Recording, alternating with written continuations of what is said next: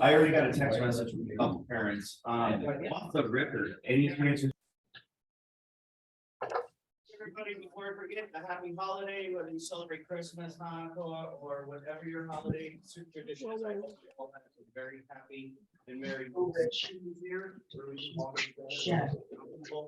So happy holidays to everybody. I would like to start with the Pledge of Allegiance, but I do not see it. Let me Just look. there. Having a little trouble here. You want to sit here? Pledge allegiance to the flag of the United States of America, to the republic, stands one nation under God, indivisible.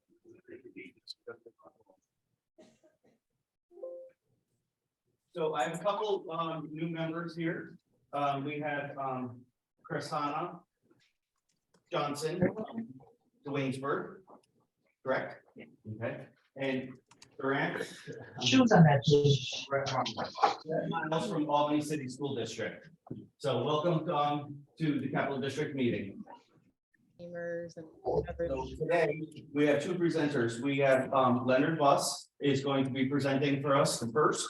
And then we have Paul Overbaugh from New York State Education Department here to talk to us about McKinney Vento.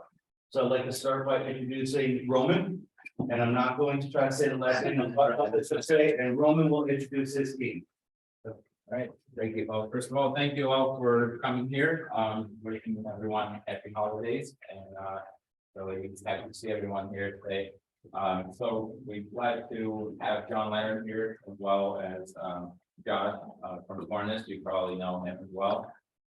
We have a new member, well, in this territory at least, Jose Fontanes. He's taking care of Sean Riley, who just retired. So we're wishing him a happy retirement. And also we have Cody Shamrock, who's our product specialist, and he'll be doing the electric bus presentation very shortly. Before he gets into that, I just wanted to make a quick announcement that we are now proud to represent this new company called Green Power.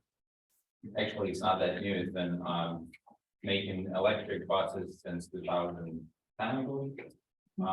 But we are an official dealer in New York State for them, and we have two offerings from them on a bus electric market. So one is the Type D bus, which is a transit style bus built on a monocoque chassis up to 84 passenger capacity.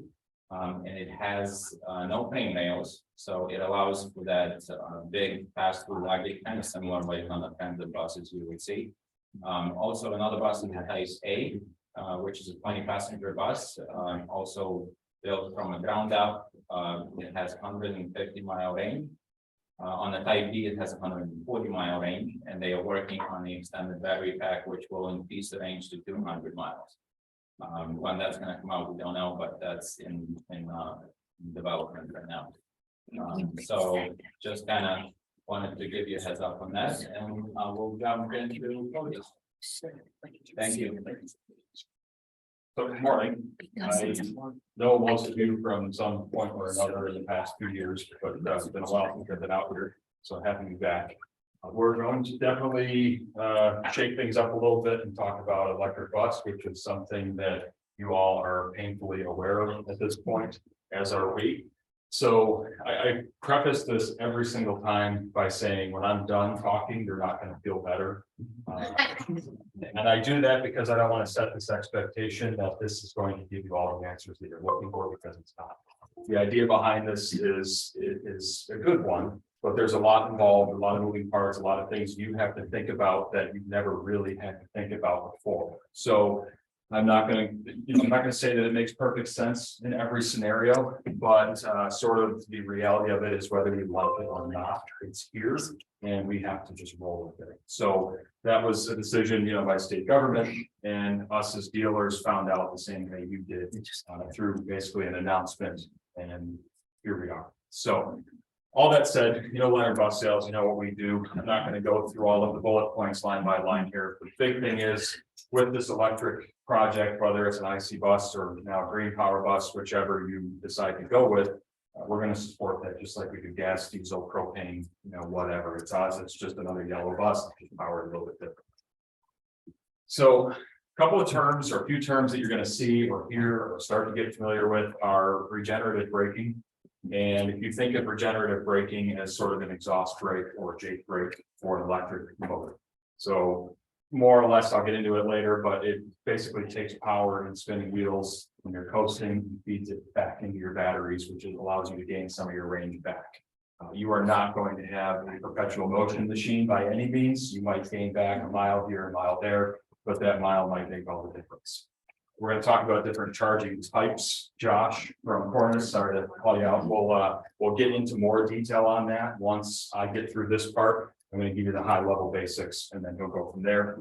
And then vehicle to grid is something you're also going to hear, or V to G. I am a proponent of that, or I just not take that back. I oppose that, wrong word, and I'll tell you why as we get through this. So looking at the sort of the big three buses that we're familiar with, the CE, the C2, and the Vision, different options, different availabilities. Our standard offering is right in line with Thomas and Bluebird at about 135 miles in advertised range for the standard bus you would order. We have the option of adding a third battery string to it, which brings you up to 200 miles. What I'm going to be very clear on throughout this whole thing is you will never hit 120, 138, or 200 on any of these electric buses anytime soon. So these are advertised numbers, but realistically, 200-mile range rating, you're probably going to get 150, 140. If you're looking at 120, 138, you're probably really looking at 60 to 70 miles of actual useful rating. So I put that out there up front. I would rather you be pleasantly surprised than to have your bus come back on the hook because a battery died. We don't want to see anything like that happen. As far as capacities go, the buses are more or less the same thing that you've always run. They look the same, they're painted the same color, the seats are the same, tires are the same, brakes are the same. So that's a reassurance, I think. We're using a Dana electric motor. So Dana makes axles for a lot of over-the-road vehicles now. They're also making electric motors. We don't have a transmission on our bus.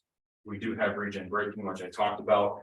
And then one thing to note is disc brake or disc brakes only. So if you're an operation that runs drum brake primarily or has an aversion to disc brake, you're going to have to brake that because discs are where that's going. So just food for thought. Service for them will be done at our shops, just like any other bus you have, and that's for everything. So you know why we're pushing through and ending up with all of this sort of stuff. The big thing is, or the easy way to look at it is there's 500,000 school buses on the road nationwide. So it makes sense that we would target that group because it's a very large collection of vehicles that are somewhat predictable.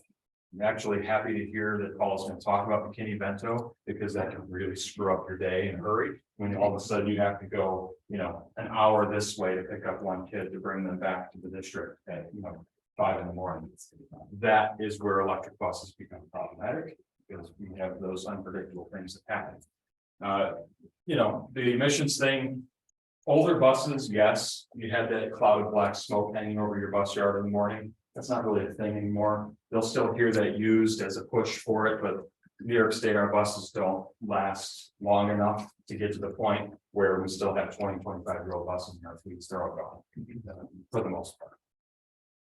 So the legislation that you're familiar with or have seen is that anything you purchased after or on July 1st and after of 2027 has to be electric. That includes your minivans, that includes your small buses, that includes your large buses. It's the way I put it, any school DOT vehicle. I'm not talking to ground trucks or anything of that sort. Anything that has a DOT sticker on it to all kids has to be electrified. So the bigger number is 2035. Everything in your fleet has to be zero emissions, which means no gas, no propane, no hydrogen. If that happens to pop up under the current, legislation, electric is it. Only zero emissions option. So where a lot of people get a little bit too focused in the beginning is saying this won't work for my fleet. And in some cases, you're absolutely right. The current technology cannot do everything that you do right now, period. Your buses are diesel, they're gas or propane. And you need that fuel type for the foreseeable future to do all of those extra things that we have. So just remember that this is not your whole fleet by 2027, it's what you start to purchase at that point. So if you're truly concerned, about, let's say, a minivan that is going to need to be replaced that runs to and from wherever, maybe that's something that you buy in 2026, and then hopefully before it's done, you have a viable replacement. Don't hoard buses. I know that sounds funny coming from a sales company, but don't hoard your buses. Don't buy extra vehicles to pad your fleet, because it's just throwing off your rotation and creating sort of an uglier problem that it will catch up later. So any questions on that part of it? Okay. As far as maintenance goes, first thing you're going to hear is a lot of the diesel junkies and tech guys are going to say, well, what do I do now? What's my job going to be? And the reality is, in your district, really, for the most part, they're more of a lube tech than they are a true tear down an engine technician like you saw 30 years ago. You go into a shop now in a school district, you're not going to see an engine taken out of the bus. It just doesn't really happen anymore because we have warranties. So the things that do change, they don't have engine oil, fuel system, transmissions, all of that, after treatment stuff that we deal with, that's all gone. We know that. But the things that are the same are tires, the same brakes, the same suspension, the same air system. Things are still going to rip seats, poke holes, lights are still going to die, grid, whatever. All of that normal, really what you do every day kind of stuff doesn't go away. It's all going to be there. You can take back to the text that the air system itself is identical in every way. Same plumbing, same valves, same part numbers, everything is the same. So they don't have to worry about anything changing really there. Only difference being how we compress the air. So I just like to put that out there to sort of ease some of that worry about, am I going to lose my job because of this? The answer is no, there's still plenty to be done. There's still DOT, there's still preventative maintenance, all that kind of stuff. So some of the tools and items you're going to see are out there, are on this slide. This is not me telling you go buy this stuff because you don't need to. I just want you to become familiar with some of the things that you're going to see and may have questions about. First one that everybody loves is the fiberglass safety hook. With that, if you know anybody that is in lineman or works with high voltage power, they're familiar with the fiberglass safety hook. It's really a last resort backup option. So you have somebody that's suited up to disconnect a high voltage connection, whether it's on a utility pole or on a bus. You have a second person there that can pull them off of that should something go catastrophically wrong and they start to get electrocuted. Very unlikely that it would happen, but you don't want to have to scramble to try to figure out how to help them in that moment. You're going to see lockout, tag out. Most of us have these boxes in our shop somewhere. They're covered in dust or behind the ladder and nobody uses them. That's going to have to change. We're using lockout, tag out more. You're going to see high voltage gloves. These gloves are about $300 a pair, and they have to be recertified by an outside laboratory every 6 months. So that's a process that we are going through internally, where we have somebody now that tracks our gloves because we have to have them certified. And the reason behind that is a slight pinhole can be found by electricity and get to you. So they're tested, recertified, and if they fail, they cut the fingertips off and you're buying a new pair of gloves. So again, I show you this not to say you have to buy this stuff, but you're going to see these things out there. You're going to have questions about it. The technician coming to you or the technician at the shop will have this stuff that they need to do it. With that as well, we have special tooling that we need to have, as I'm sure Bluebird and Thomas do as well, Lion, whoever. There are certain tools that we need to remove batteries, remove drive motors, that kind of stuff. Again, I'm not telling you to go out and buy all this stuff because you don't need to. Your buses are going to be under warranty. You are not going to touch the high voltage system in your facilities, any of your employees anyway. That is a dealer only sort of thing for the foreseeable future. So the obvious hangups, as I said right in the beginning, is range. And we have this range anxiety, which is a pretty common term now. And we will see that become a problem with certain routes if we were to do everything electric today. Most of your routes, 90% are probably suitable for an electric bus in a lot of cases, not every. But then you have that 10% of your fleet that does all of the extras, this private school, this special program school, the McKinney Vento kid over here, the after school program, the midday BOCES, you have those things. And that could be a problem. So with that, you may need to, if we were to make everything electric today, your routes would really have to change. As time goes on, we're hoping that the technology improves enough where you can sort of just operate as normally. Your public charging network, again, you are not sending these buses on your sports trips in year 1, 2, 3, or 4, and even. They won't have the range and they won't have anywhere to charge once they get there. So if you have a Saratoga bus going to, I don't know wherever, the farthest, sorry, well, you're retired. We're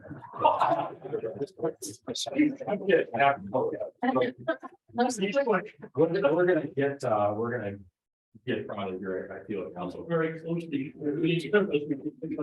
That's right, just down the road, push it. So, you know, realistically, when their bus gets there, yeah, I can get there, but does it have the ability to then turn back and go back? Is there enough range? Where are you going? Purchase price is a big deal. You're talking $400,000 to $500,000 for a single bus, as opposed to 150 to 170 now, give or take. That's a big deal. You know, normally you go to your voters and say, I need 2 buses this year totaling $300,000. Now you say, I need 2 buses this year totaling $1 million. You know, how are we going to do that? How are we going to convince people that that makes sense when we don't quite believe that it makes sense ourselves, right? But we have to do that. So these are things that we're dealing with that are problematic. As far as bus commitments go, I'm not going to spend a ton of time on this, just to show you basically that from June of 21 to June of 22, we've seen a pretty significant increase in the number of committed electric buses, meaning delivered, purchased, letter of intent issued, PO cut, whatever, however you want to look at it. It is happening and it is growing. In New York, this 119 is probably near the Department of Education, maybe a first student at their own. You know, these big national contractors are contributing a lot to this stuff.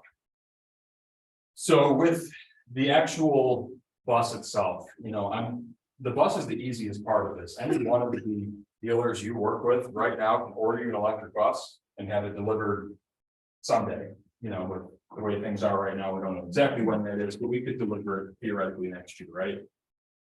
You can't charge it.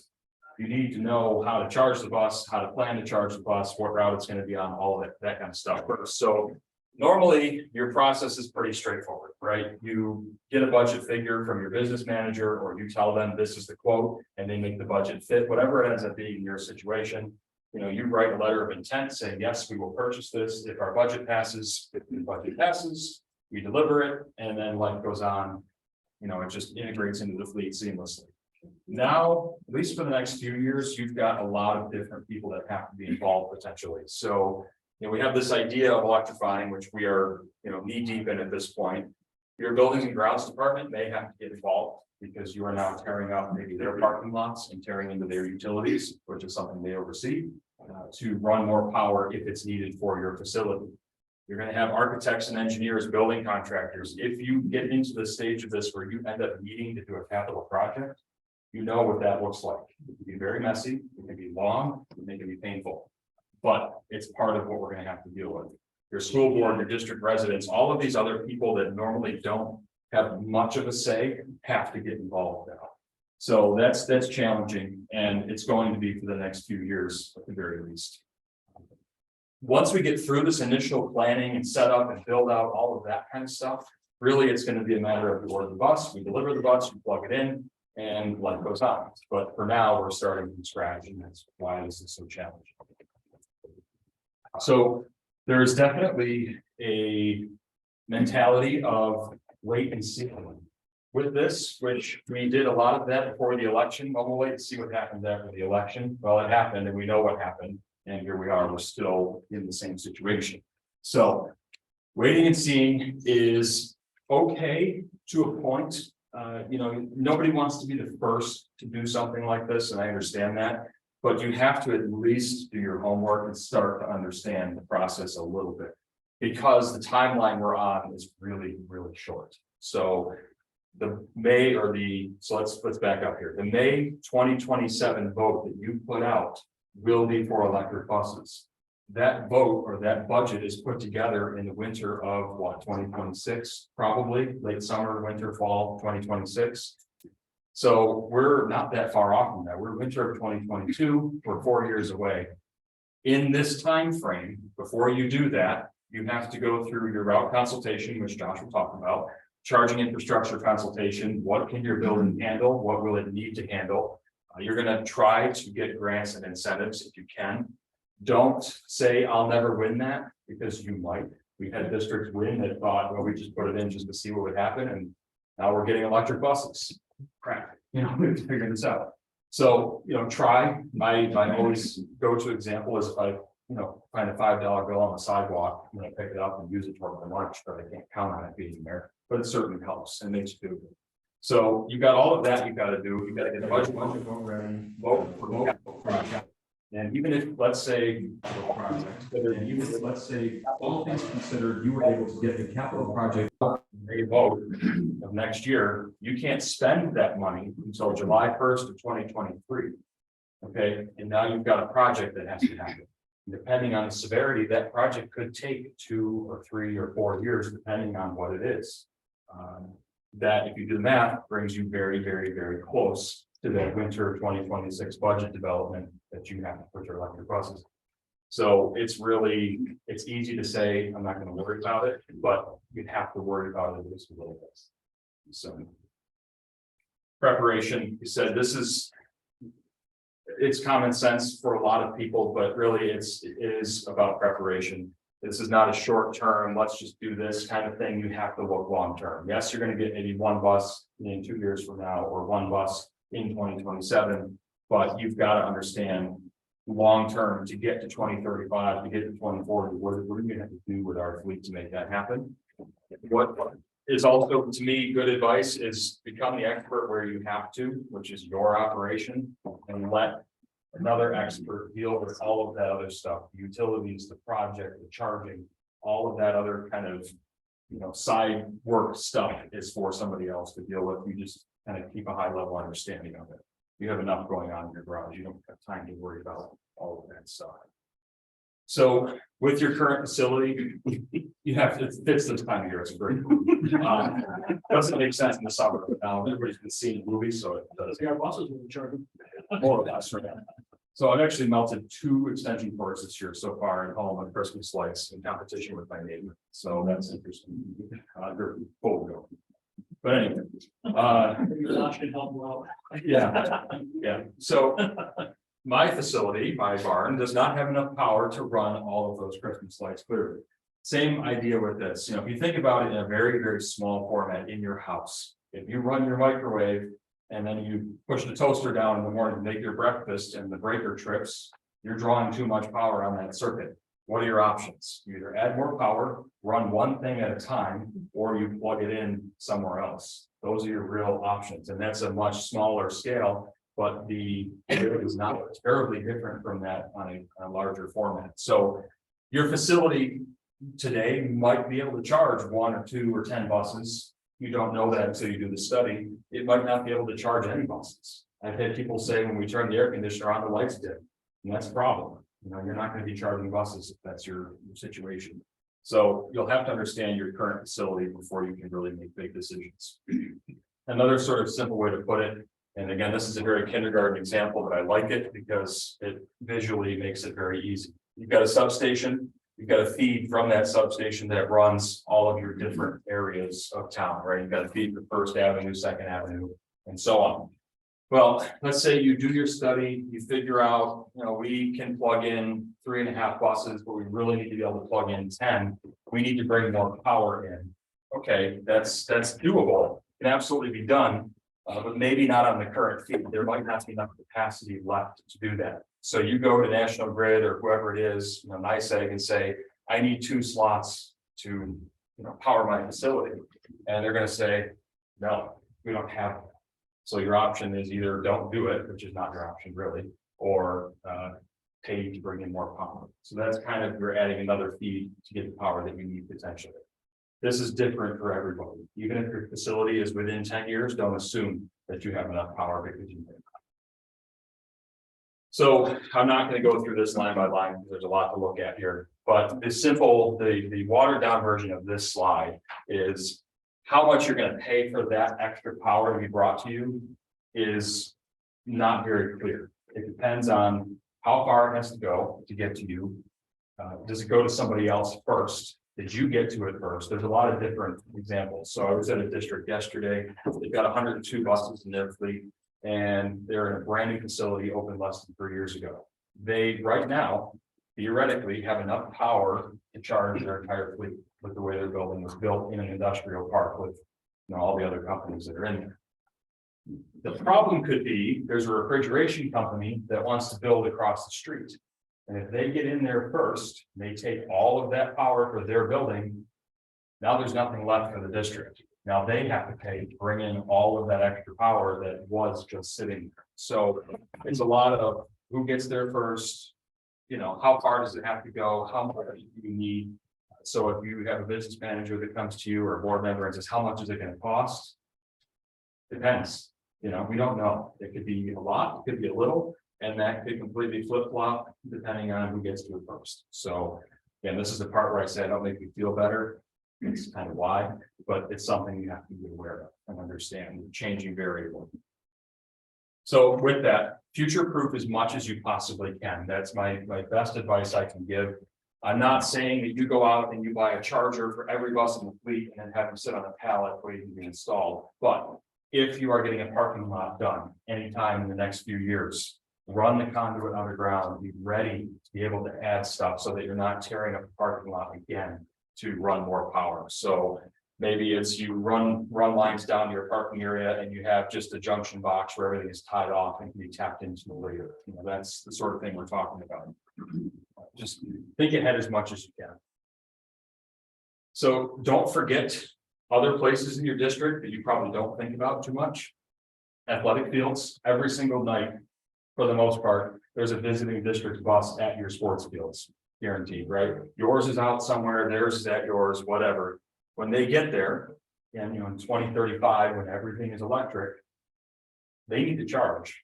Where are they going to do that if you don't have a charger for them? So if you have a district that's going through an athletics capital project, which seems to be, you know, the most common capital project, make sure that it's considered. Is there going to be an area for bus charging? Do we have a designated box where buses charge, or Teslas or Nissan Leafs or whatever it is, but can we charge other visiting district buses? You can let the business managers fight out who pays for that, because now you're paying to fuel somebody else's vehicle, which is going to be a problem. They can figure that out. Event centers, if you have, you know, an auditorium that is used by other people for whatever, make sure you have a way to charge buses when they get there. Just don't ignore it. Yes. Any questions up to this point on anything? Probably a lot of questions. Anything you want clarity? Okay. So I'm not going to get super detailed on the charging. I'm going to let Josh get more into the weeds on that. I'll give you the high level, and then he can actually make more sense in more technical terms. You got a few things that you're going to see or hear about. You've got parallel charging, which is sort of what it sounds like. You're charging a bunch of buses at the same time. We have all 10 or all 20, all 30 charged, plugged in at the same time, drawing a ton of power.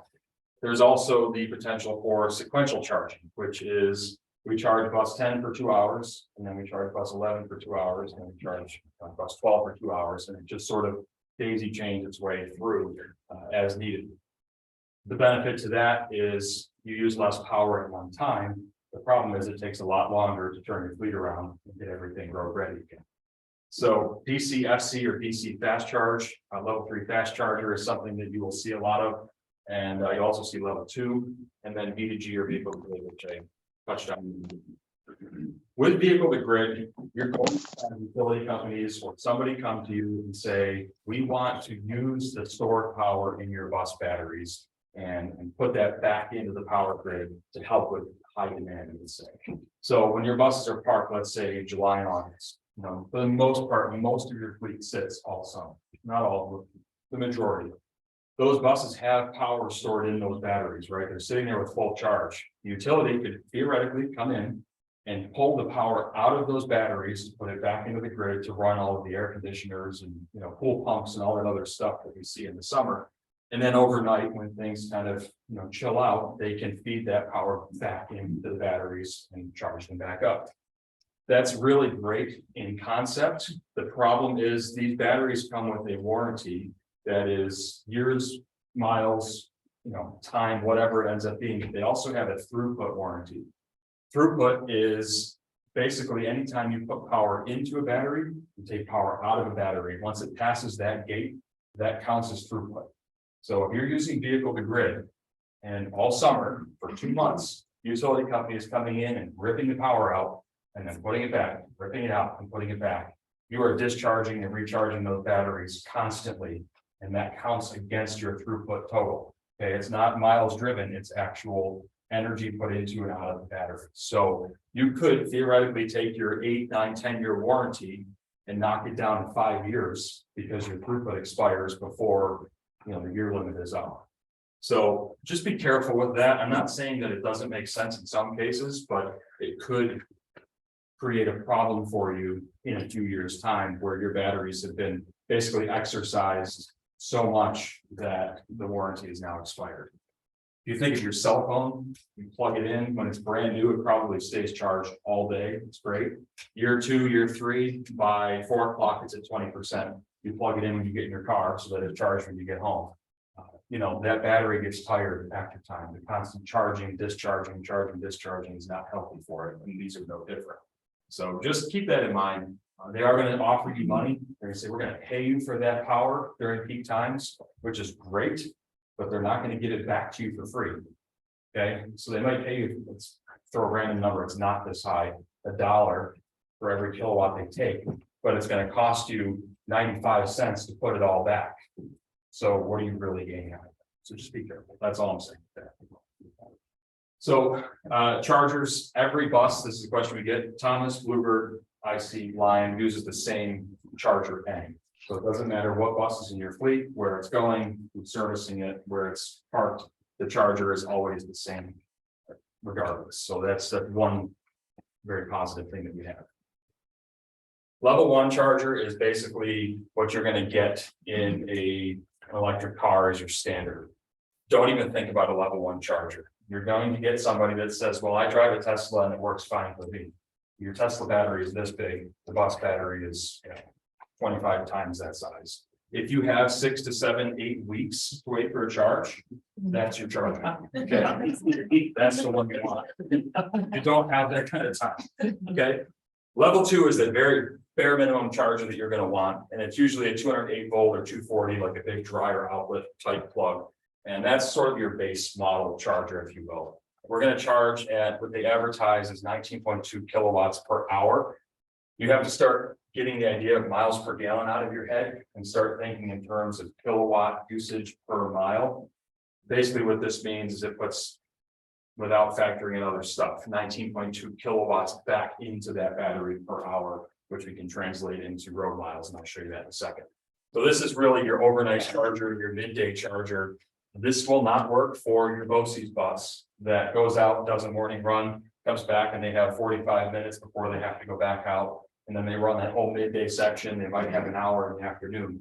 You probably won't use this charger for that bus in a lot of cases. So level 3 is the big boy charger. It's the fast one, it's the expensive one. You're talking at least $50,000 for the charger itself, just the big box that it comes in. Okay, that's not running power to it, that's not operating it, that's just fine. Right now, they say that the chargers have like 8 to 10 year lifespan, which is conveniently as long as the buses last also. So right now, as it is, you're buying a charger with every bus as well. Not great.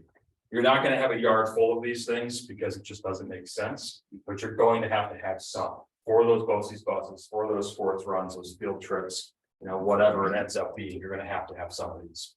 We can charge these at a very high rate, so we can get that battery back up to a full charge in 20 minutes, half hour, whatever it ends up being. So you have options for charging. You have the option of basically multiple buses sharing the same hub, if you will. This is really a great idea until the grounds guy comes through and tears this apart with his plow early in the morning before school starts. Now you've got 6 buses that are down potentially all at the same time, right? Not ideal. Bigger fleets, 150, 200 buses. Can you be down 3 or 4 buses in the morning? Yeah, probably not ideal. If you're a small fleet, 15, 20 buses, having even one bus down is a really bad day. It can really screw things up. So be careful with this kind of stuff. You're gonna see a lot of different options out there. This is just one very, very, very high level example. The other is each bus having its very own sort of charger or its own fuel station, if you will. So if one goes down, that bus might go down, but now you could maybe put that bus on the charger next to it, send a spare out, whatever. So there's different ways you can sort of work that. This is a little bit complicated to explain, but I'm gonna try to do my best with this. So we have known numbers that we work with for these electric vehicles. We have a battery size. We know the battery is this many kilowatts. This is where it holds the max capacity at full tank equivalent. We also can work out roughly how many kilowatts are used per traveled mile. So in this example, we're going to say the bus uses 2 kilowatt hours per mile. That includes heaters, wipers, strobe light, all of those accessories, defrosters, fans, and sort of worst case winter day, tomorrow morning drive type of scenario. Okay, that's 2 kilowatts per mile. So basically what this means is as you travel 1 mile, you've used 2 kilowatts. Once you've gone 2 miles, you've used 4, 3 miles, you've used 6, and so on. So we can very quickly say, at some point, by mile 10, you've used 20 kilowatts. You can do that math and say, well, the battery is this big, and divide it out, sort of figure out what your range is. That's your usage. When it comes to charging, I had mentioned that level 2 charger, which is going to charge at 19.2 kilowatts per hour. This feels like math class, and I apologize because I hated math class, but I'll make this as simple as I can. You've got that charger that is capable of putting 19.2 kilowatts back in over the course of an hour. But you also have on these buses what's called a battery thermal management system. And it's basically a big box underneath with fans. And what it does is it heats the batteries if they're cold and it cools them if they're too hot. So the batteries like to be around 70 degrees Fahrenheit, like most people, and the bus will work hard to try to maintain that as much as it can. When you're plugged in, that 19.2 kilowatt hour charger has to give some power to that battery thermal management system to maintain battery temperature while the bus is parked. So we're going to say these numbers are highly variable. We're just picking these to make it simple. 4 kilowatt hours are reserved for that battery thermal management system. That leaves you with 15.2 kilowatts per hour being put back into the battery. So basically, after 15 minutes of being plugged in, we gain back about 4 kilowatts or 2 miles. After 30 minutes, we gain back 4 miles. After 45 minutes, we gain back, 5.5 miles. After an hour, we've gained back, 8 miles or so. Okay, 7.5 miles. So you have, that was there, I think. Anyway, I'll fix that later. So the point is, you're going to gain back some power, but over the course of an hour, you only might gain 30 miles of range back. So that could work in a lot of cases because your buses, a lot of them might go 30, 40 miles in the morning. Some go more, of course, but you could gain back 30 miles of range in 1 hour. Most of your buses sit from 9:30 to probably 1:30, 2 o'clock, somewhere in there. So now you're talking 3 to 4 to 5 hours in some cases where you're going to gain 30 times 3 hours or 4 hours, whatever it is. So level 2 can work in a lot of cases, it will, and it's the more affordable option. Some of those buses, again, you have to turn around quickly. So just a lot to look at here, but like I said, that gives you sort of an idea of what that might look like. This, without getting into every detail, sort of shows you that you don't necessarily need to charge to 100% every single time that bus is back. So we're going to start with a full tank, if you will. And by the end of the morning run, we've got, about 70% battery left, which is more than enough to do the afternoon run. And that'll end up leaving us with, about 40% battery left. Then you charge overnight and you start all over again in the morning. So you don't necessarily come back, plug it in every single time, depending on the route. So as far as the planning goes, you guys have seen the grants, talk about that plenty. The round 1 was already awarded. We had some surprises there for districts that didn't think they'd get it. We had some disappointments there, of course, but try to get the grants and incentives if you can, help offset some of that cost as much as you can. Utility resources. So every utility has a contact person or contact point that you can get with. I'll let Josh can speak more to that detail. He's better to talk about that than I am. You've probably seen, or at least heard of, the NIAF web series that was done.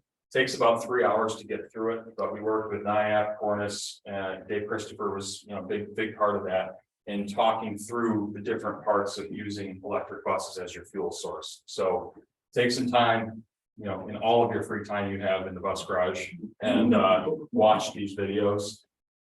Don't make too many excuses to avoid them, because the reality is this is going to happen. So we have to make some time for this, even if it's, I can squeeze in 45 minutes for this one and I'll get to these two later.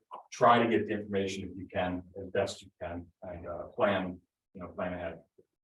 We talked about the awards. We got 61 of our customers, anyway, 61 buses for our customers were awarded, 184 statewide. I don't really think that we're going to end up seeing 184 electric buses purchased statewide, because a lot of people put in for their whole fleet at one time. Don't do that ever. Don't do that ever. Then you're stuck with today's technology on everything for 10 years or more. Don't do that. Little by little by little makes the most sense. So we'll see what happens with that. But either way, these are the awards that we've got. You also have to spend that money within 2 years of receiving. Your capital project might take longer than 2 years, so that could be interesting as well. So just be ready, maintain your existing fleet, don't hoard buses, don't over order things, just maintain what you're doing. If you're trying to shorten your rotation, keep doing that. If you're trying to, clean things up a little bit, keep doing that. Just be sensible about it. Do your best to, keep an eye out for grants that are out there and incentives and that sort of thing. So with this, I'll let Kyle talk to sort of what is involved with the Cornice technology partnership that we have, what they do for you, how they do it. I'm going to skip right over this and do that for him. Wrapping up on my side here, just a couple of things on the buses themselves. You'll notice we really don't talk about the bus because it's not super important, believe it or not. But we have, like I said, 2 different battery size offerings right now. We have a 135-mile range standard, and then we have the 200-mile range option. There is an upcharge of $50,000 to $60,000 to gain that extra range, of course, but some people are going to need that. We've got the regen braking, which I talked about. So there's 3 levels of that, and basically, if you think of it like an exhaust brake, exhaust brakes don't actually brake; they just give the illusion or the feeling of braking. These work the same way. So with the regen braking on, when the driver lets off the accelerator, the bus will slow itself down using that regen braking.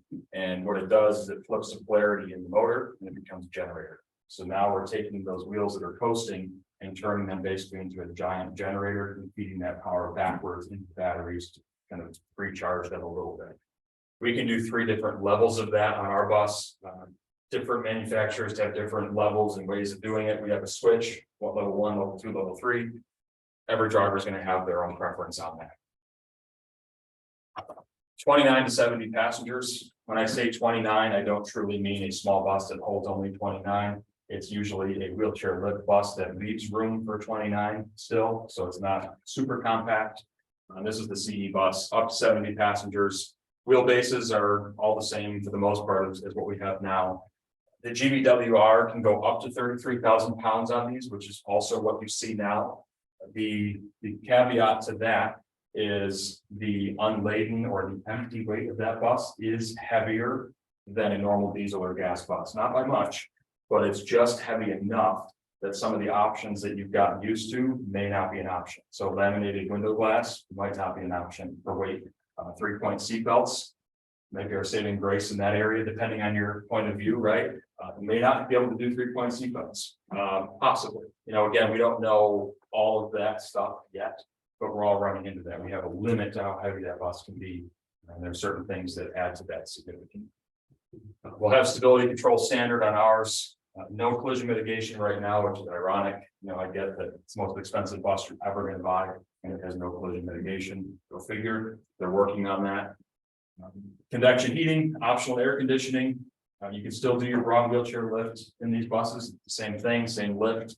We can do charging ports front or rear, depending on your parking arrangement that you have in your facility. There is a sound generator, which they all have to have.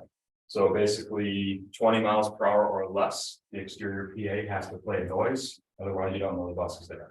So right now, I don't believe there's an industry standard for that, so you can play the ice cream truck music if you want. I think they'll probably get to the point where every bus is the same thing, and they're gonna have to, so we know what it is. We're just like, otherwise the bus looks exactly the same, so no real difference there. Just to give you a really quick look for safety reasons, the batteries are tucked up inside and between the frame rails, much like your fuel tanks are now. So even if that bus was sideswiped or hit, T-boned, getting to those batteries is darn near impossible. The system is designed in such a way that there's a series circuit. Basically, we'll call it, it's not quite this simple, but a wire that runs through everything.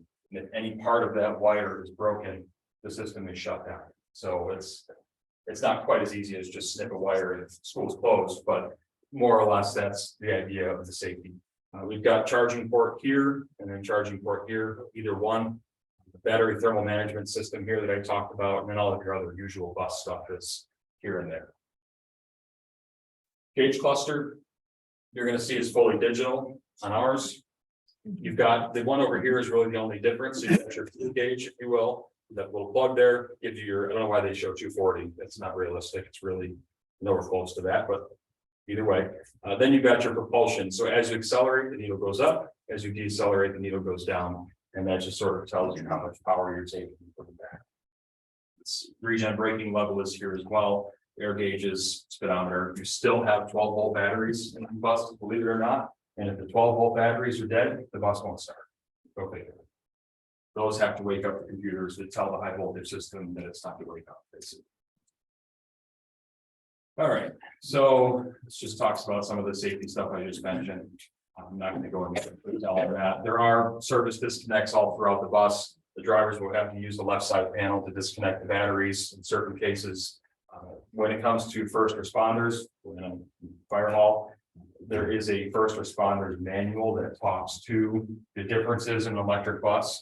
You know, we have propane, gas, diesel, electric buses out there, hybrid buses out in the world, CNG.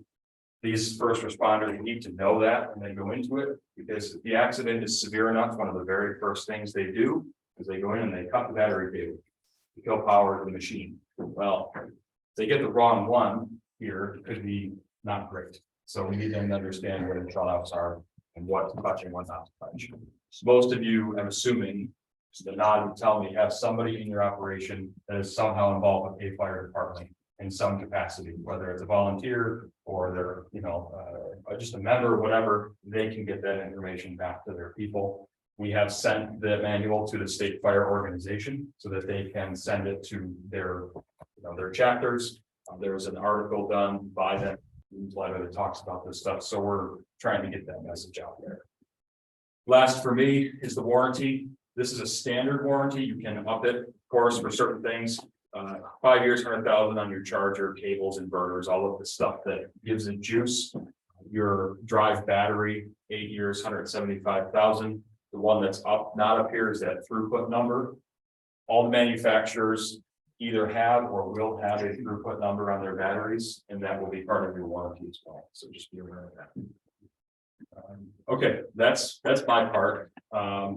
In a nutshell, and I guess I forget that I put this slide at the very end because I forget things. Everything I just said, my last bit of advice would be beware of pop-up companies that are going to be out there. You will see them. They're going to come to you and say, we're going to make this really clean and easy. You give us money every month and we'll take care of everything. If it's that simple, ask a lot of questions, because this is not a simple, clean process. And nobody can make it that way just yet because it's too new. So just be careful when you get somebody coming in saying they're going to do that for you. Ask a lot of questions, do your homework, rely on your dealer, whether it's New York Bus, whether it's Matthews or Leonard, work with them and get the information you need before you let somebody else in and get their fingers in it. I think that's it, really. I don't have anything else that I want to cover. So we've got Josh is going to talk. And then I gotta leave time for Paul too, I guess, but he did say, take his time. Any questions for me? Yes. So the lifts have been, are very much a concern for me. So if you're looking at, what was it, 2.6 or 2.5 watts per mile back there. So if you're running your lift, so say you have two wheelchairs, so it's up and down. Yep. You know, up and down 4 times. So what is that do to that 2.5 number? Every time you put that down, so if you're good, if you can do that calculation, Yep. you know, That would have you done an analysis on that part yet? We haven't, and it's a great question. You're the first one I've had asked that, but I imagine we probably could do the math on voltage draw from the lift while it's in use and sort of work the math. I don't know what that number is, but certainly depending on how many times that lift is going up and down, it could very easily factor in. You know, I mean, obviously, we probably will not be doing lift buses as we roll out, but I mean, eventually, we're gonna get to that point, and you know, a lot of my special needs buses are, I have a 60 square mile district, and my special needs buses are going from one end to the other. right, You know, or I have 2 special needs buses going out and hitting half the district for each school. Yeah. So I may be loading 2 wheelchairs to a single bus, Yeah. but I'm also covering, you know, a 60-mile run in the morning. and that's the problem. I don't want to call it the problem. That's what we face is the buses that do that kind of stuff. That take care of the special needs, the out of district, you know, the weird oddities where the special ed department calls and says, can they start tomorrow morning? And you've got to figure out how to get that kid from here to there. Those are the buses that we're gonna have a problem with for a while.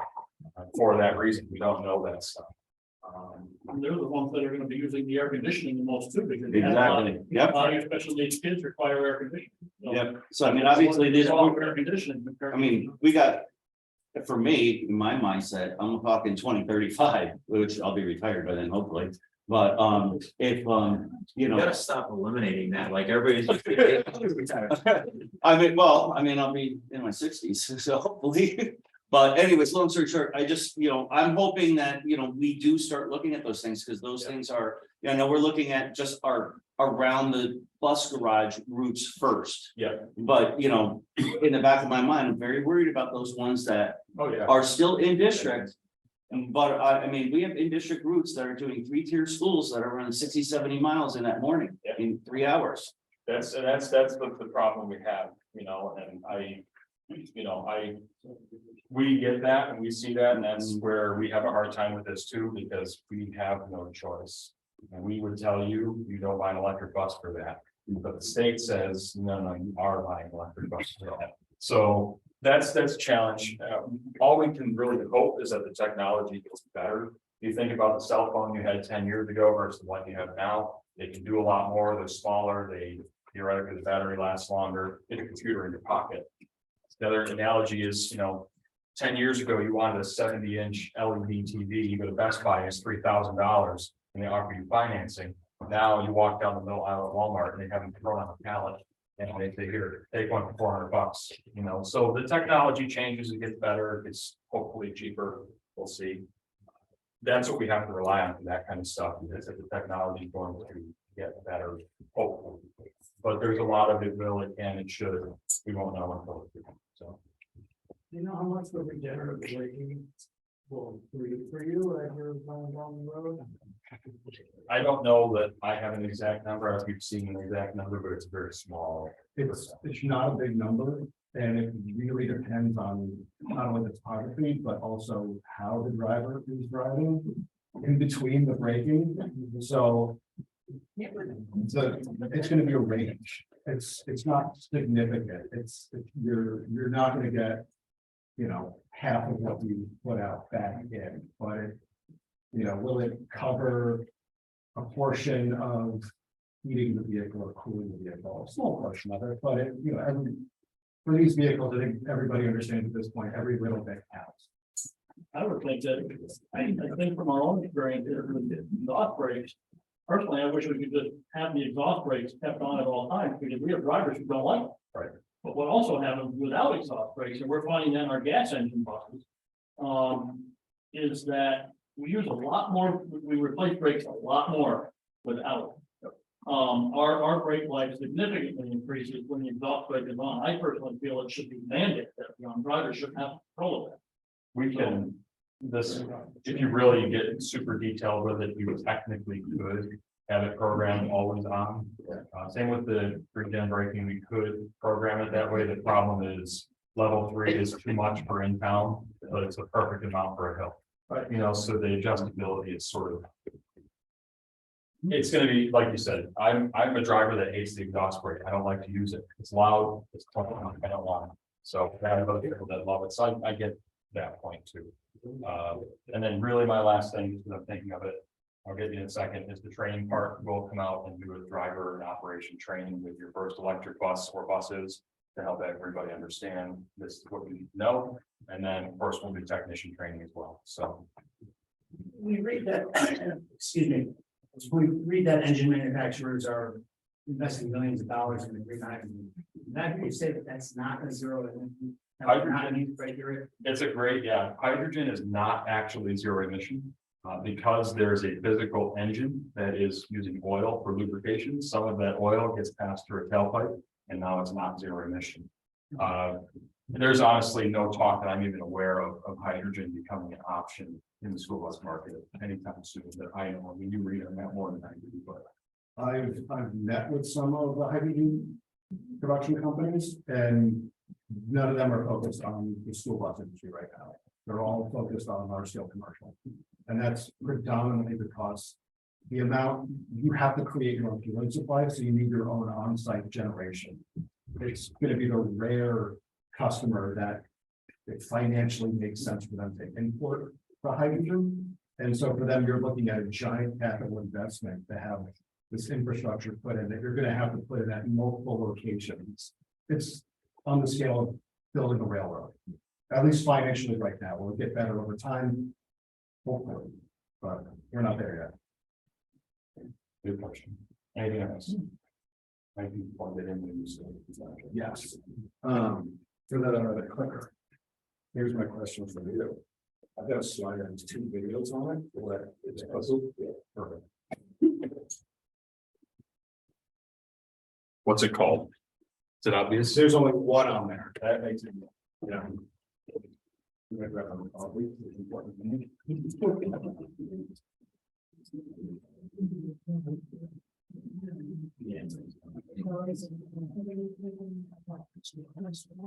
So Cody covered a few things, a handful of items in that presentation. And one of the things that he said when he began his presentation was that you weren't going to feel better at the end of his presentation. I'm going to, in kind, work with that sentiment, which you're going to, I know the tech guy. Yeah. It's, Hold on. Tech problems. So I'm with Cortis Technology. Cortis Technology is a company. Will you be working? There we go. Okay. All right. Cortis Technology is a company that specializes in electric vehicles, infrastructure, deployments, and safety. This is a whole new ecosystem. This is a whole new market, and I'm sure the majority of you have been approached by numerous different companies trying to communicate with you, as Tony said, how easy some of this stuff is. They want to sell you products. They have an agenda while talking to you. And unfortunately, you don't have the benefit of a quality consumer report. You don't have that Better Business Bureau layer yet, where you can identify these are the people that I want to talk to, and these are the people that I don't want to talk to, because the technical gap between you and them is very vast. So that's kind of where our company comes in. We act as a neutral third party. We act as your internal advocate and expert to make sure that you have the best information possible to make the best decision. That makes sense, right? Okay, good. So who am I? Top 100 leader in automotive transportation. I'm currently sitting as the chair of the EV and autonomous program at Hudson Valley Community College. So I'm working with them on getting their students properly educated so they'll understand all of these things that are going to be hitting their properties, not just the vehicles, but also the charging hardware and software. Been writing for Fix Ups magazine for, I don't know, 5 years, a decade. And I'm ASC certified. I've actually worked on numerous hybrid electric vehicles, fully electric vehicles. When Cody says you guys are switching over to disc brakes, I love that. On passenger vehicles, I want to do discs all day. I don't want to touch a drum brake. And when he mentioned those high voltage gloves, I've worked with those. It complicates things, but. Anyway, all right, so. Planning. So I'm gonna kind of frame the way that you're looking at all this, because you just got a ton of information from Cody, and he really gave you as much information as I think you can kind of handle in one sitting. I know for me, it's kind of like on the borderline there. But when we think about all the different planning components that you're gonna have to engage with, you have your fleet operations type, which is your routes. What do your vehicles do on a daily basis? This is not just your overall total mileage, but this is what you do in the morning. This is what you do in the afternoon. How many vehicles do you have in your fleet? This is important because you have a cadence that you're going to have to swap over to get your market 2035, but also additionally, this is a capital investment and a capital project. So you want to be mindful of this. The battery sizes. For most of the companies out there in the marketplace right now, they only have one battery size. IC has the opportunity to offer you multiple battery sizes. This comes into play in just a moment. Charging hardware. You've probably been approached by a myriad of different companies trying to put things on your property. Now, these are all grouped together. These are all grouped together because this isn't working again. So I might have to run back and forth there. I might need you, Cody. When we talk about doing an energy profile study, at some point when you start saying, I'm going to do this, you have to know what chargers you're going to be purchasing, and you have to know what vehicle you're going to be purchasing. And in order to figure out what those are, you need to know how much energy you're going to be using and when. This is what the utility is going to ask you for. And in order to figure this out, there we go. I'll just stay here. Yeah, because it falls asleep. You're going to have to look at each one of your vehicles and identify this is what it does in the morning. This is how long it sits, it dwells in between its routes, and this is how far it goes in the afternoon. And based upon that, you can determine what battery size you need and what speed charger you need. There can be large financial differences between those two things. Now, depending on who does your energy profile study, will kind of determine the outcome of what that profile study is going to tell you. If a company is doing it that only has one battery size to offer you, then every single profile that you're going to get is based off of that one battery size. And that's the smaller battery size that everybody offers. They're not going to be able to incorporate, or you have to request from them to incorporate a larger battery size in that, because not every route is the same. They're all their own individual snowflakes. And depending on which vehicle you choose and piece of hardware that you choose, will determine if you can successfully complete that route. And I'm trying to like put this broad concept into a kind of a small space, but all of these things work together in concert. Once you're able to determine this is what my vehicles do, what we think of our battery size, this is the right charging hardware that I'm going to be purchasing for that vehicle, you can then communicate to the utilities, right? Sorry. I had no problems. I don't know what you're doing. It's my fault. Yeah. Don't hit any buttons. I'll be your next one. We'll do a clap. Yep. Once you know what you're getting and how much you're gonna need, you then enter into the next world. The next world is you talk to your architecture firms, you talk with utilities, you figure out, okay, now that I know what I'm getting and how much energy I need, I can now determine what my property needs to support that. What kind of upgrades? Do I need utility upgrades? You can get your cost structure put in, and then you can start figuring out your cadence for your capital projects. Now, if you have seen this presentation before, we've been giving presentations for well over a year and a half now, and this slide is on every single one of them. And on this slide, we have safety upgrades and safety outreach. There we go. Every time that we speak on this, we say that this is very important. And then we move on and we say this is going to be a separate conversation, as does everybody else that you have spoken to, if they even use the word safety. And I could go significantly more in depth into a myriad of different things that Cody spoke about today, but I think today we're going to focus specifically on safety because I know everybody has lots of questions on this.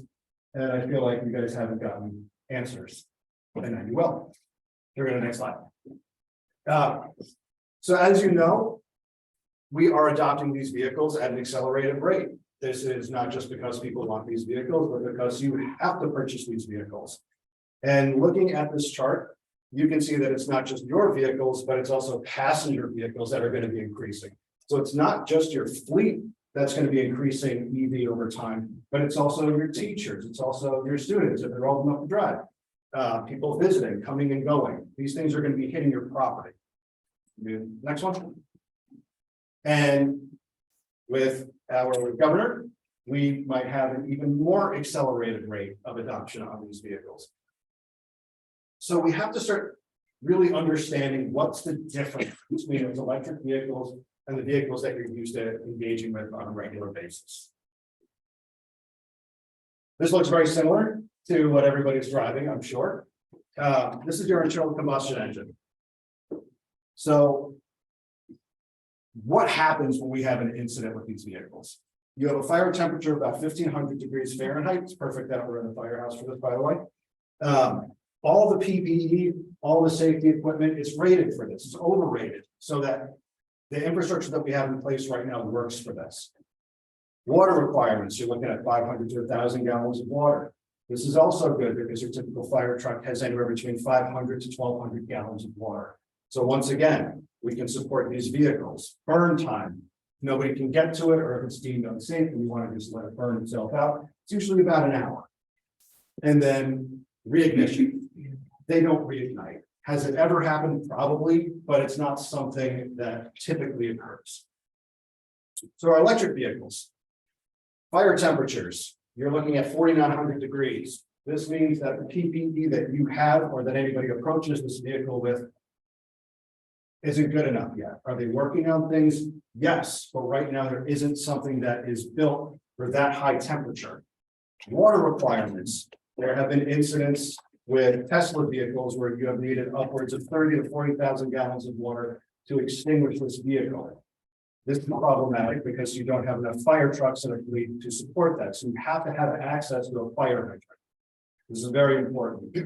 Another thing to think about with that fire hydrant with water is if this happens on your property and 30 to 40,000 gallons of water has to be used, that water has to go somewhere. Burn time. These vehicles can burn up to 6 hours. They can burn longer than that. They can burn shorter.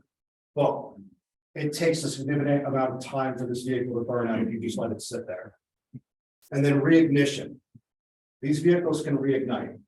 If you have batteries in that pack, when you think of an electric battery, it's not like your car battery. It's not this giant one single cell. It's a bunch of little cells. And if a couple of those cells ignite, they're extinguished. You can have additional cells that have not ignited. And over time, they can reignite. It's a chemical reaction. So you can have a vehicle sitting for an hour. You can have a vehicle sitting for 3 hours or 2 weeks. A vehicle reignited after 3 weeks in California a couple weeks ago. So this is a whole new animal that you have to be thinking of. And when we think about the vehicles that we have in our fleets, these are much larger vehicles. So we're thinking more water, longer burn times, more potential for reignition. And then lastly, just to put it on there, the melting point of steel is 2,600 degrees Fahrenheit.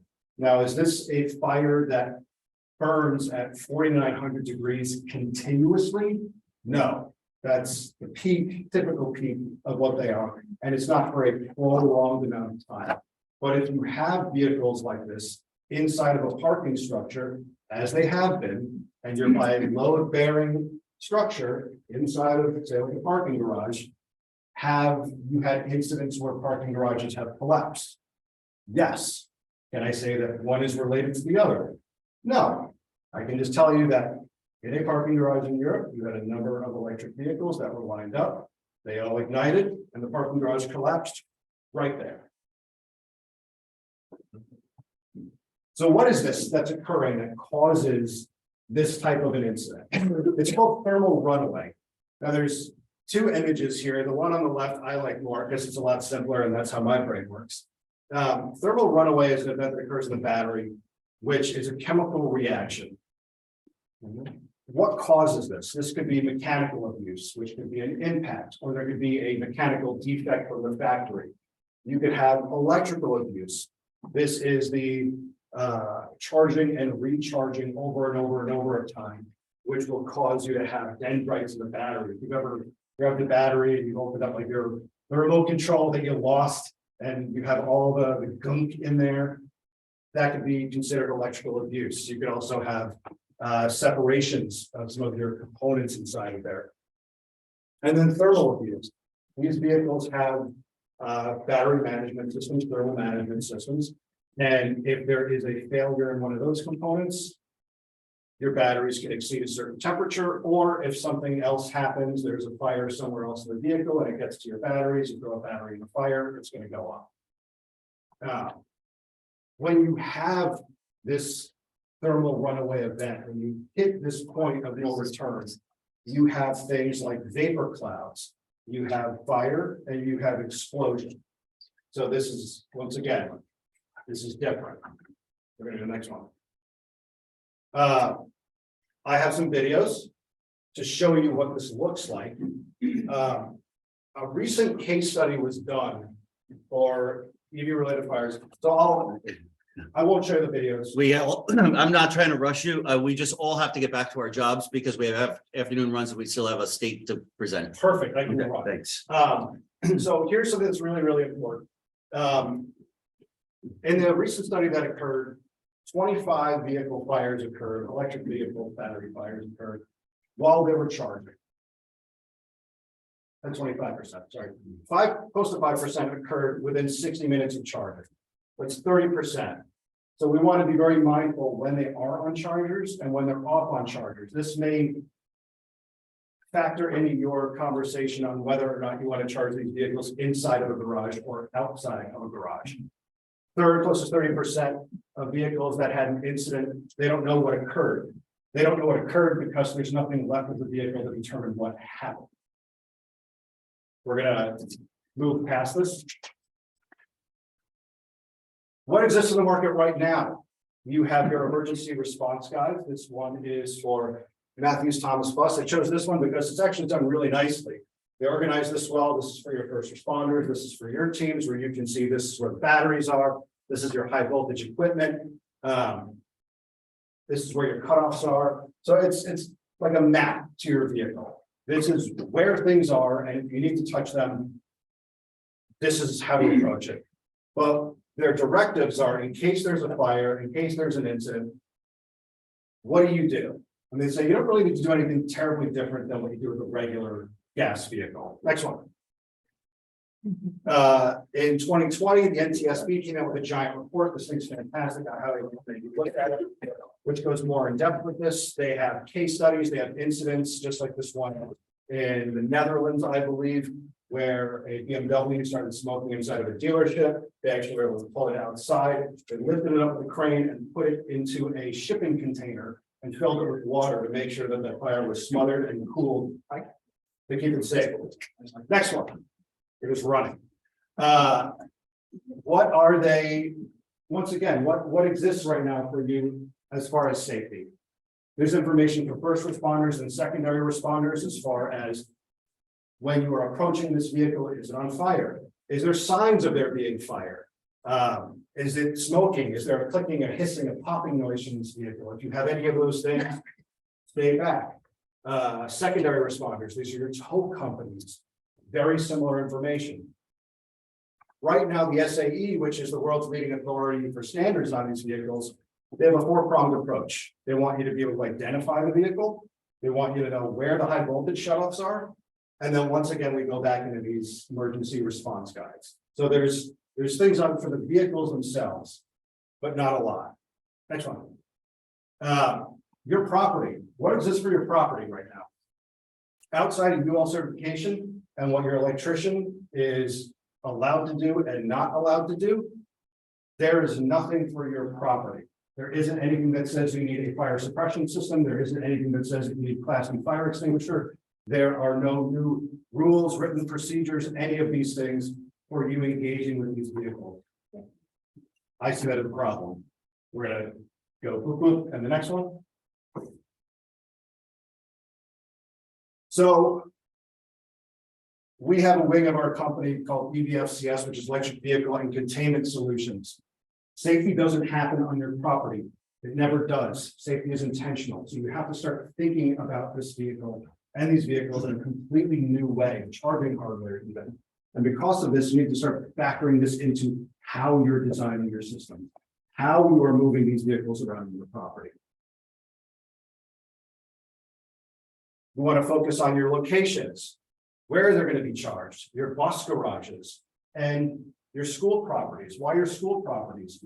This is where you have the maximum number of people getting on and off of these vehicles. That's an important point to think about. Next one. What are all the components of safety? These are some of the components of safety. There's a lot of them. You want to be thinking about your property, water, quarantine zones, proximity assessments. This is something to the effect of making sure that if you have a charger on the side of your building, the other side of it isn't your oil heater. I don't know. I think that's a bad idea. Accessibility. I want to make sure that every single first responder in my district can get to any of these things on my property. We'll go to the next one. So how are we approaching this? We do a safety study where we go to each one of your locations. We collect a ton of data. We take all of that based upon what we have inside of the industry right now, and we create a report for you. This allows you to identify what you have, what you're going to have, and how to approach it intelligently. This is very important. We can have a much more in-depth conversation about this, which we won't have today. But once this report is completed, it has to go to your transportation authority, which is you folks, your district's authority, your first responders and your secondary responders. You need to make sure that the people that are going to be coming to your property, in case there is an event, they know what you have on your property, where you have it, what your procedures are. And you need to make those procedures too, because they don't exist yet. You're good at putting the flame on there. I got the constant pressure.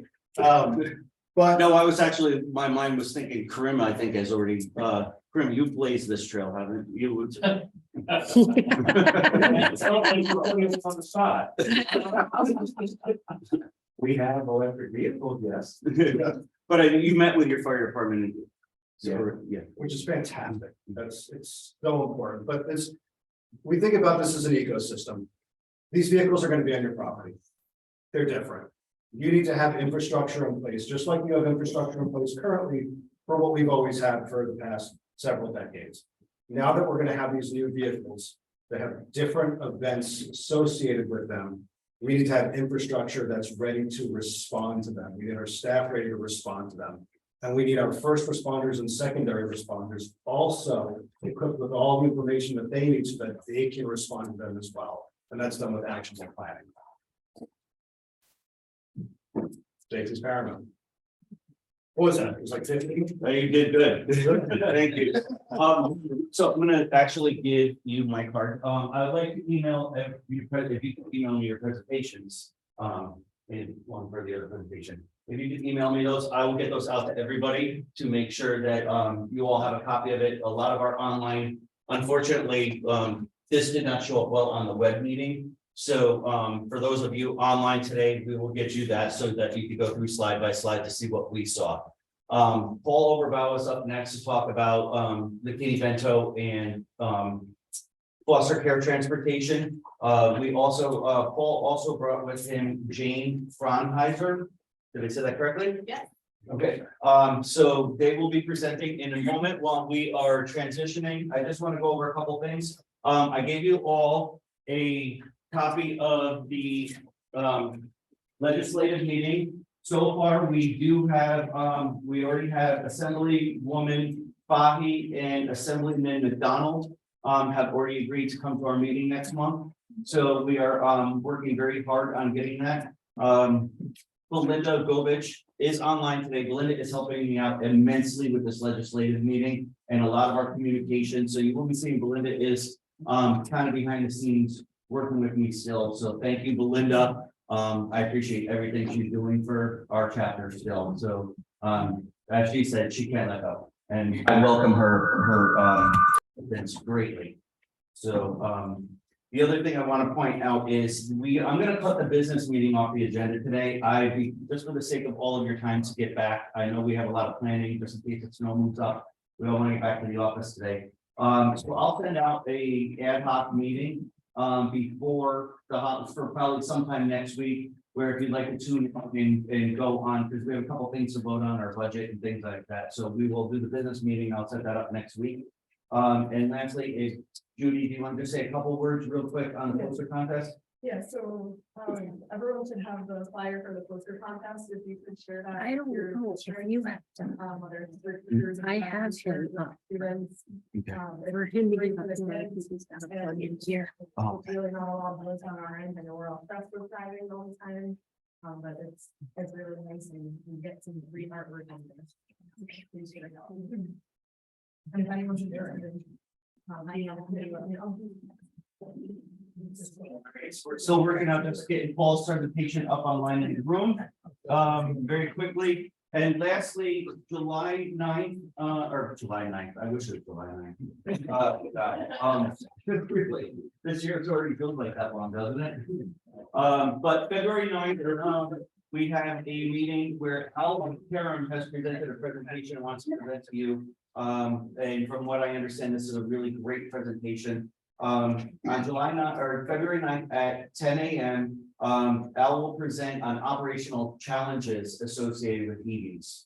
So I welcome you all, please, log in and we'll get the Zoom meeting link out for that meeting as it gets closer. But I just wanted to point out that we got two really important meetings, or three now. The business meeting will be ad hoc next week for our budget and things of that nature. And we have Al on February 9th, and we have the legislative meeting on January 19th. Are they all online only? No, that's one I get all of you, plus all of you online, please come. No, that's my camera thing. I don't have. So far, Assemblywoman Fahy and Assemblyman McDonald, and we're hoping to get more here to go over some of our legislative issues.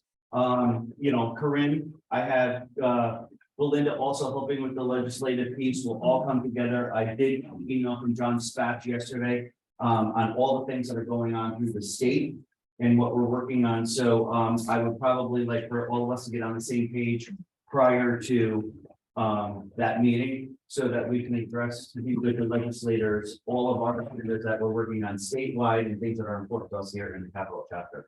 And February meeting is online only? February meeting is going to be online only because we're going to workshop. Right. So I did not reserve the firehouse for that. That's just going to be Al presenting on operational challenges. And in March, we will resume. And our sponsor in January is TransFinder, and our sponsor in March is BusRight. Okay, so Keith will be here from BusRight in March. Okay. Paul, we all set? We're working on it. Okay. I All can right, work so- really fast. If I have to work really fast, I can work really fast. Come on.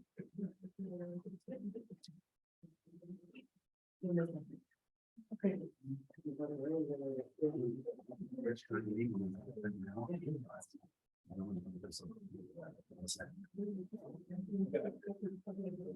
Oh, did the voice do? Can you go right? He's got it. Okay. I didn't bring him.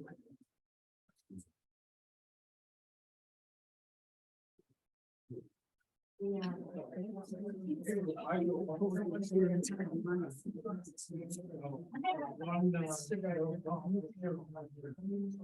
I did a shuttle. 7 o'clock. I just didn't. You have a clicker? Oh, okay.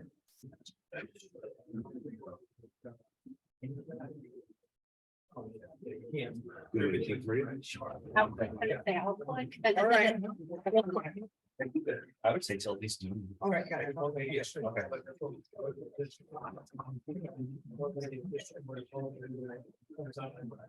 It's all showing on the screen. It's fine. They can see it, Jerry. They'd rather see that. Yeah, they can see him. They can see the presentation, so we'll maybe do it a little bit more like this. Yeah, it's fine. All right, guys, we're gonna start with Paul. Hey, see you again and happy holidays. Very nice to be here to talk about McKinney Vento. If we were gonna talk about foster care, I'd probably take another hour, because that's a little bit more complex. Especially when it comes to, being reimbursed through DSS. So with that, we're just gonna talk about foster, McKinney Vento. And, Gary, if you could just go to the next slide.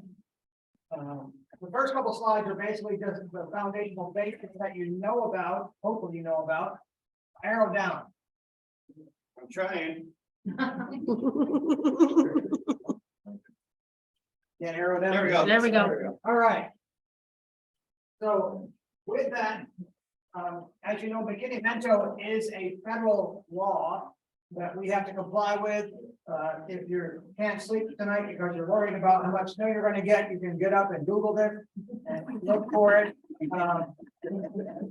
And realize that transportation is required pursuant to this next section of 1142.3, And if you click the button, you'll see that, right? Because it says each homeless child or youth to be assisted under this part shall be providing services comparable to services offered to other students in the school selected under paragraph 3, including the following. And guess what the first one is?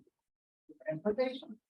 So, and then if we go for the next slide, it's going to talk about New York State, because New York State complies with the federal requirements in that 32094C. The designated school district of attendance provides the transportation. The child's from the temporary housing location to the school of origin. And it shall not be in excess of 50 miles, but it can be if it is in the best interest of the child. And it is aidable with the next bullet. Right, it is aidable, for that up to 50 miles. So with that, or more if it's required. Any questions on that? Good. Next. So there are different scenarios that you may have seen. As a matter of fact, I went and pulled up a new sheet of scenarios from the Teach website, and I'll give you the link to that at the end. But basically, if the child is temporarily housed within your district, guess what? You got to provide busing, right? So even if it's in a different zone, so if you have like 4 elementary schools and they get housed in the southern zone, but their original school of origin is up in the northern zone, you have to bus them from the southern zone up to the northern zone. Okay. And the school district where the child enrolled is responsible. It is state aidable. And if the school of origin has Title I Part A expenses, they can use those for what is not reimbursed by state aid. So this might make you a Greek god with your business official when you go back and tell them, say, hey, we can use our Title I Part A funds for what we don't get with state aid. So next slide. Next case is when they're outside of the school district. And with that, it's not placed by DSS. So with that, up to 50 miles. But did you also know that the parent can accompany the youth if they cannot travel alone? What? You didn't know that? Well, guess what? It's there. Am I right? It's there, right? I've never seen or heard of that, but I'm sure it might have happened with a pre-K student. So the parent may also be entitled to transportation, but that also means that you gotta bring the parent back home. That's what I was gonna ask you. Do we have to bring them back home or can they stay at school? Now you're talking 4 trips instead of 2? In and out for the parent, in and out, everybody would be for foster care, in and out, in and out. Let's see. And then transportation is required by those where the students enrolled. Again, state aid and Title I, Part A is available for what is not reimbursed. Next slide. So this is where the child is temporarily housed outside of the district, but he's placed there by DSS. And it is up to 50 miles, but the interesting part is, yeah, the parent can ride with them, but the DSS is responsible for transportation. Can I get a round of applause for that? Right. But chances are the DSS is going to come to you and say, hey, can you provide transportation? And then DSS is going to reimburse you for that expense. And there is a sheet on my news and notes page that goes back a long time to the cost per mile, which you can go back and use that calculation and figure that out. And basically funding source, if the school district transports for the DSS, then DSS will reimburse the district. The school cannot claim state transportation aid because they're receiving funds from DSS, so they have to claim those. And then DSS also receives federal temporary assistance for needy families, so they have a little bit of money in their pocket that they do not like to share, as you know. So next slide. If a child is temporarily housed outside the school district in a runaway homeless and youth or RHY program. So you have, and I find this very interesting because even in the law, it says that the parent can also be transported with the child when he's a runaway youth.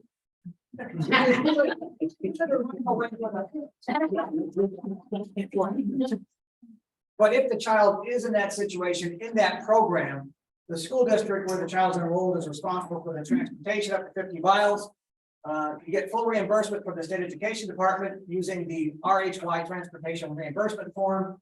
There's a hyperlink on the sheet that you'll have a link to later that you can go and find that form if you have experienced that. Anybody have children that are homeless and runaway in the youth program? You did for sure. Okay. Next one, please, Gary.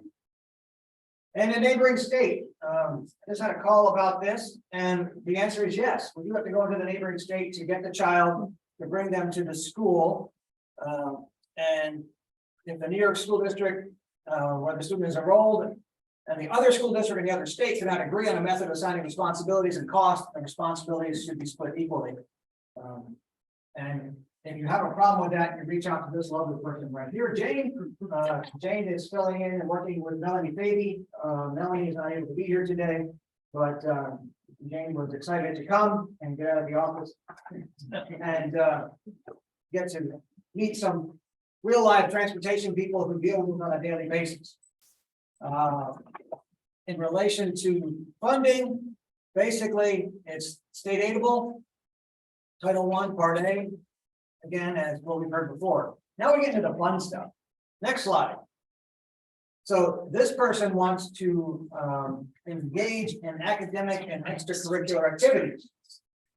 So the interesting part here is that transportation cannot be a barrier to that student participating. So you can underline that, you can highlight it, because that is the answer that I get many times, because transportation cannot be a barrier to the student participating and experiencing the full benefit of their educational success. So therefore, he's entitled or she is entitled to participate in those extracurricular activities, either before school or after school. And if transportation is a barrier, it really has to be provided. It's a federal requirement. And if it's not, then they call me, they call Jane, they call Melanie, and then I call you. So, and basically, the school where the student is enrolled is responsible for transportation, or if DSS placed the student, right, then DSS is responsible. And please note, and we'll cover that later. And then the funding source, you got TransAid is available, right? And you can also use your Part 1, Title I, Part A. And if DSS is responsible, then you can refer back to the previous section. Next slide, please. Summer school. And transportation, if transportation is provided for permanently housed students for summer school, then temporarily housed students must also be provided with the same. It's just the like as type of situation. And like kind, so to speak. So if transportation is not provided, right, a student interpreter has housing is entitled to transportation at the level of transportation proposed with various student transportation. So with that, how about that for fast talk, huh? What we're saying is that it's a federal requirement. So it's not in like kind. Because we say that with foster care in like kind, but we do not say that with this homeless situation. Because they are entitled to go to summer school, even if you do not provide transportation. The same is true with your pre-K program. If you do not provide transportation for pre-K, but you have a pre-K student who's enrolled in that program who's now homeless, then guess what? They get a bus. Because it's a federal requirement.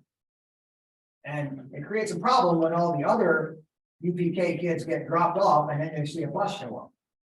But because of confidentiality, you're really not able to discuss it, but then you could just bring it up to talk to my superiors, you know, because I'm not ready to discuss it.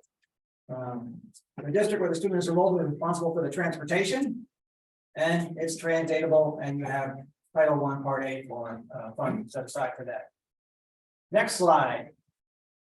Okay, a child attending the same school for the remainder of the year, the terminal grade. So the child's in elementary school and it's their 4th grade year, and they're eligible now to finish that 5th grade year in the elementary school. Right, even after they're out of McKinney Vento status. So they may have a permanent nighttime dwelling. They may be back reunited in a house somewhere. But yet they have the option to finish that year in that school. And we provide transportation for that for the additional year. And it has to be the terminal year or grade for that building. School district where the students are enrolled is responsible for the transportation. You do get trans aid on it, at whatever your transportation aid ratio is. And with that, the school district where the student is enrolled can bill the school district where the student is now permanently housed for transportation costs, not reimbursed by state aid. Yes. So, just to be a little clear on that, so the child is in, say, 4th grade and 5th grade is the next year.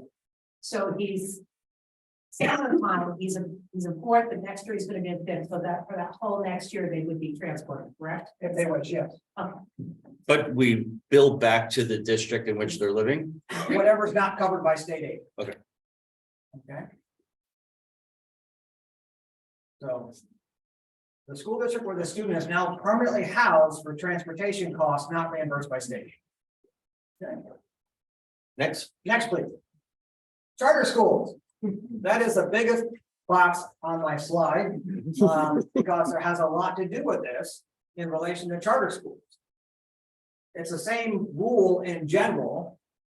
If the student in a charter school becomes homeless, the student is entitled to transportation for the duration of homelessness through the remainder of the year in which the student becomes permanently housed, and the additional year like we just talked about, the terminal grade. Then the responsibility here is upon the designated school district, and that's a little different, right? Because we have a designated school district, and as it says here, the student can designate either the school district of origin or the school district of the current location.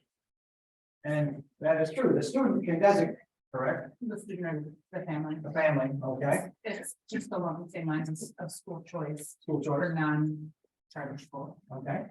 And then the designated school district may be different from the school district in which the charter school is located. So if the charter school is in Albany, you know, it still may be Bethlehem to have the transport for the charter. But I know you got many buses going right now.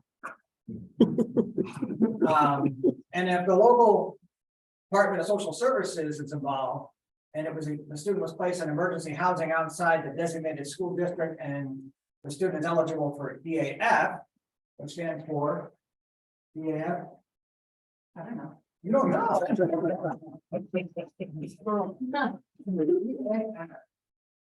EAF is, try to cut it down. EAF, so see above. Okay. I think it's the, something, there it is, the emergency assistance for family. EAF, emergency assistance for family. And then there is state aid for this, and if the charter school is the student school of origin, Title I Part A can be used, cannot be reimbursed by the state practitioner. You know, so same thing as before.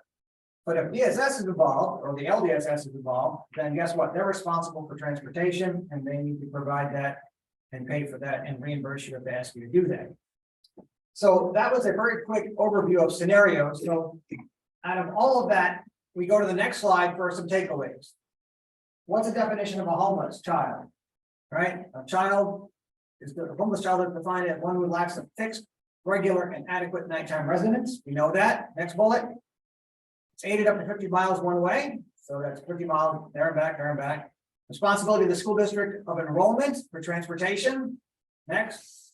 Responsibility of the DSS if the child is placed into emergency housing for transportation. And then the Office of Counsel has a hard no for Ubers, taxi cabs, unless the school district has vetted the driver and the company is in compliance with DMV, DOT, and SED. They have to be a legitimate pupil transportation carrier. And I think there's only not even a handful of them in our state. There are going to be 2 or 3 taxi companies that are in compliance with DMV, DOT, and SED. I know we have a lot of this going on now illegally. And it's all going to hit the fan, and my head's going to roll when somebody gets molested or somebody gets hurt in an Uber crash going to and from the school. But anyway, understand that NYSED's Office of Counsel has a hard no for Ubers. And we are resisting and telling everybody, no, you cannot do that. You will not get state aid. All right, next. Here, this slide talks about basically ever since April of 17, 3209, New York state law, basically talks about transportation cannot be a barrier, cannot pose a barrier. Even if it's, not provided to permanently housed students, it still has to be provided for these children in McKinney Vento under this act. Next slide. U3K, we talked about that already. There's the reg 100.2, Roman numeral 10, 6, Roman numeral 8. All right. You have to provide the transportation for that, and it is reimbursable. Next slide. This is about transportation staff. So basically, transportation staff, including directors, dispatchers, drivers, all contribute to the success of the student in temporary housing, and therefore the busing of students to and from their school of origin and student confidence, starting the day off on a positive note. You will know that your drivers probably see students on their bus more than their own parents. And you well know that you have a driver that comes in and they share with you that a student disclosed some information to you, to the driver, and now you have to act upon that. That is because they have a bond and a relationship between the driver and the student, and they are making positive impacts to provide a successful educational experience for the student. So we need to get the whole team together in relation to McKinney Vento. Next slide. So how do we do this? As a director of pupil transportation, you play a very important role because you're ensuring the district has transportation policies and practices that align with what we just talked about. You're providing all of that. And many times you're walking on water and you're using all of the magic dust that you can find to make these things happen, but somehow you do it. Next bullet. You're also going to be confirming the district is appropriately reimbursed for its expenses related to student and temporary housing. So go after all those pennies, nickels and dimes to get them back from state aid, to get them back from the other agencies or the other districts. And also that Title I money. And then next slide, next bullet. And you're going to create strong lines of communication between the transportation department and your liaison within your district. You know who the liaison is in your school district for McKinney Vento. Probably the same as the foster care liaison, which we recommend not to be, but that's usually how it turns out. Because they say, oh, you're doing McKinney Vento, you can do foster care too. But you need to work with these people and try to educate them as to how transportation works, because they just think you can pull a bus out of your back pocket. You know, and you got drivers waiting at the door to come in and drive. No, that's not reality. But we need to educate people. All right, next slide. So with this, we need to check in regularly with those McKinney Vento liaisons. Bring them a Christmas present, bring them some donuts, you know. Drop off a gift card for Dunkin' Donuts coffee or something. We want to ensure that all the transfer station staff, including drivers and dispatchers, are familiar with the rights of the students in temporary housing. So what are the rights of the students in temporary housing? An equitable education, so Right. transportation, yeah, and then also healthcare and many other things. Yes. So in relation to us, it is the bus part, but they are entitled to everything that a regular tax-paying student within your district would be entitled to receive that full package to be successful in the educational system. Next, Is there a definition for temporary housing? yeah, Like, is there a length term? Can someone be in temporary housing for 5 years? yes, They can, but we do have some guidance about how to, we were just discussing that, how to, we look at our McKinney Vento students and families on a regular basis. And so what I found, I've been in this position for a year now. I've been in state ed for a long time. I was in pre-K before this. So what we found, or I found this summer, is a lot of school districts really took the time in July and August to do that review. However, the letters and the requirements that go along with McKinney Vento were then mailed during the summer, when much of this population is much more flexible and movable. And so the letters did not get delivered, and then the child was waiting at the bus stop and the district has exited the child. And so all of September, we were re-enrolling children and then resetting up transportation. So my advice would be switch that around a little bit and have your yearly reviews begin in March, so that those letters can start to, they can go out while the child is still in school, while you still have the parent, that you can make sure that they've received that documentation. And lots of districts were exiting children and families and then having to re-put them back in September. And then there was only 3 days to get the transportation started. So it was a colossal mess this fall. So that would be my advice around that. One other thing I wanted to just add before that is many districts, I think 90% of districts also received our HCY 1 and 2 funding, which is the American Rescue Plan, Homeless Children and Youth funding 1 and 2. And so districts have extra money for homeless children and youth right now. And so if you want to go back and ask about that, that can be used for transportation. And access for transportation. Many of the plans included that. So that's always something to ask. What did you call that again? So American Rescue Plan. Okay. And then HCY, Homeless Children and Youth. And then there's 1 and 2. And some districts are part of the consortium because smaller districts have less money. There's also a state grant that goes out every 3 years. I think Sarko is the only one in the capital region that has it right now. But there's also that state grant that comes around every 3 years that you can apply for. And so I would encourage you to do that as well. That's extra above and beyond. And that's also a level. all right, so what I'm gonna ask is that Jane could put that in an email to Jeremy, and then Jeremy can share that around. And then you can forward that on to your liaison, and again, give a little pat on the back, and gain a little credit, for being knowledgeable and current in relation to transportation and funding of transportation. We gotta take every advantage we can on this level. So thank you for sharing that.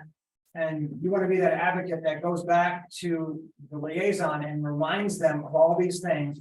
And the next bullet, please, is that you're going to train your staff how to identify students who may be experiencing homelessness. I'm sure there must be some list somewhere within SEB's website, and maybe Jane can add that too as a link. And then going forward, you're going to explore creative transportation arrangements, which you all know how to do so very well. because you've been doing it for years. Started with this little thing called COVID, and then you're gonna develop procedures so that everyone is properly trained and by training, we go to the next slide and we say, what are we gonna do for our driver? You're gonna tell them and remind them, please be discreet about a student's living situation. So you're the homeless kid I gotta pick up now. Not a good way to start a good relationship. Avoid the words homeless or shelter. Also make the student feel safe and welcome. And, say good morning. Say, hey, I'll see you tomorrow. Give them some reassurance that you're gonna be there and that the driver's gonna be there for that student to make them feel appreciated and part of the educational system, even on the bus. And also, if they're new, you can go ahead and leave that up. That's the two websites where you can get this information in more detail. Because there's a lot more detail under the transportation director section that I did not have time for, because you guys are gonna go back and cancel your after school activities and then have a snow day tomorrow. So. I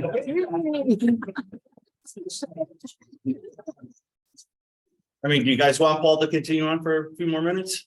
Not much more to say, Okay. but you can ask some questions now by going to the next slide. What questions do you have for Dane? Yes. Let's say that ESS is going to transport, or it should be transporting pre-K, mostly McKinney Vento students. Only if they have been assigned by DSS.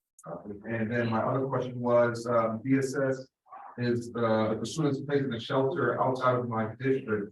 DSS would be responsible for transportation to after school programs and extracurriculars. Yes. Yes. Now, they may request you to do it. They have to fill them. They're gonna reimburse you and pay you. Ultimately, the district of enrollment, they may pay you to do it, but ensuring that it happens. Plans in the. So when the DSS comes to request, can you deny the request based upon that the district doesn't have a reason? No, this is a federal requirement. So then you have to negotiate with DSS to work it out. Even though they're responsible. Yeah, they're responsible to pay for it, and you need to walk on water to find a contractor, to find a bus, to find a driver, whatever you need. Or try to do a piggybacking, or try to do an IMA, or try to do a legal guardian contract with the parent, guardian for that. When you're saying responsible, you be producers means you're only responsible for paying it, not for financial responsibility. Well, they're responsible to provide the transportation. Financially, as well as giving you time to get your stuff together. Right, but they don't physically have transportation themselves to do it, right? Well, they do, but they use Ubers and taxis. Which they're limited, yeah. But many times, the working relationship that the district has with the DSS should be one in which is pretty strong for foster care, but also needs to be equally as strong for even. I got a call about foster care yesterday, because the district said, we don't have drivers to do this. Can you do this for a while until we find something? Oh, it's been 3 months. Now the DSS is saying, hey, it's been 3 months. Is the district doing anything? So guess who got the phone call? Guess who had to call the district, And guess who said, hey, you need to put it out to bid. You need to show due diligence in doing this and not just forget about it. Because DSS is providing the service, whether legally or illegally. But then, you need to do something, either cooperatively or work it out, or we can brainstorm on something. But at the end of the day, the district of enrollment is required federally. And there is also another requirement for the DSS if DSS is involved. They need to work together. So. Yeah. Now, when you're paying the parent to transport. All right, does the school district pay the parent and then DSS reimburses them, or does the DSS do it direct? You know what I'm saying? Well, I go around that sort of. If DSS is involved, then the district's not involved. Okay. Unless the district is providing the transportation at the request of DSS. But they've asked the parents if they want to be paid to transport it, does that work out between DSS and the parents at that point? They should figure it out, or does it go like the district will pay the parent and then DSS? Normally it would go from DSS to the parent, but DSS is responsible to pay the parent, or like a legal guardian, or whoever. If they ask you to do it, and the only way that you can fulfill the obligation is to do a parent legal guardian contract, then by all means, you pay them the IRS mileage rate and claim that for state aid, and they provide some kind of documentation that this is what they're traveling, and, you know, 2 round trips, more than 1 round trip in the morning, 1 round trip in the afternoon. So just to make sure I understand this correctly, so if the liaison, so we should be finding out from our liaisons if this is a DSS placement. Yes. If it is, so for instance, I got a brand new one yesterday for a town hovering somewhere near Saratoga, say. So now I gotta go from Guilderland to Saratoga, back to Guilderland, and then Guilderland to Saratoga and back again. We could, at our normal, at our chargeable rates, bill that back to DSS. If it's DSS, Who placed the child? place the child and requesting you to provide the service. Okay.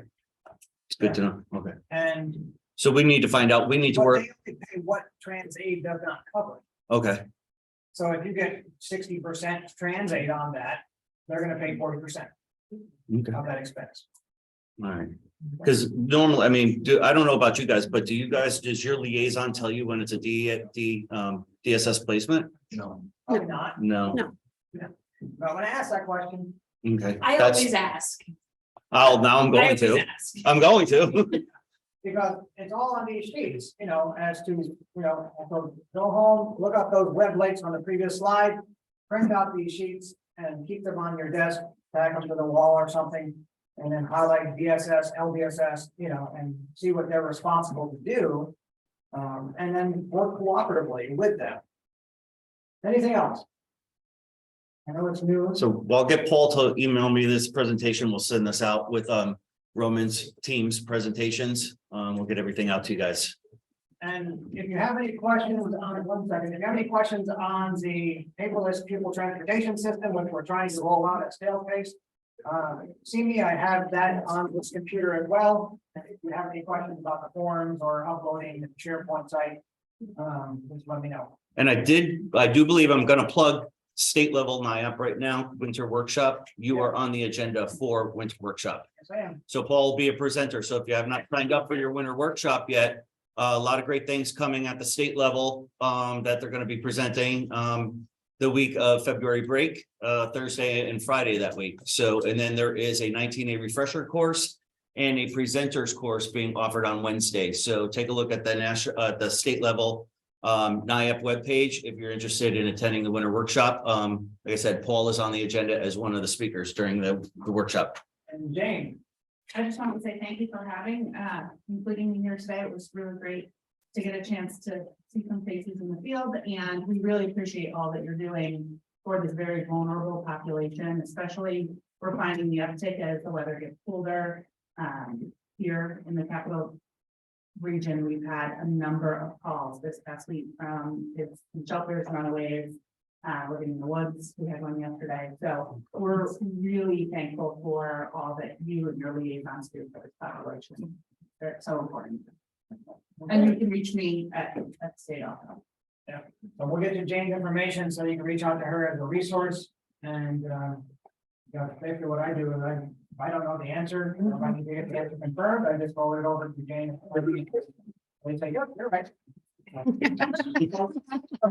They'll say, thank you. And wonderful. Thank you. Thanks, Paul.